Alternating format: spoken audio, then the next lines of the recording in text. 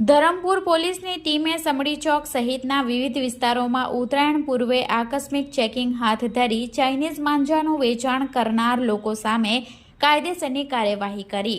ધરમપુર પોલીસની ટીમે આજરોજ ઉત્તરાયણ પૂર્વે વિવિધ વિસ્તારોમાં ખોલવામાં આવેલા પતંગના સ્ટોલોનું આકસ્મિક ચેકિંગ હાથ ધર્યું હતું।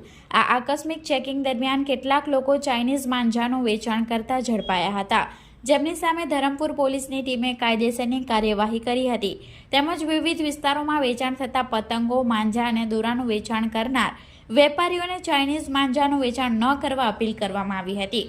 ત્યારે ધરમપુર પોલીસની ટીમે અનેક વિસ્તારમાં આકસ્મિક ચેકિંગ કરતા ચાઇનીઝ માંજાનું વેચાણ કરનાર લોકોમાં ફફડાટ ફેલાયો હતો।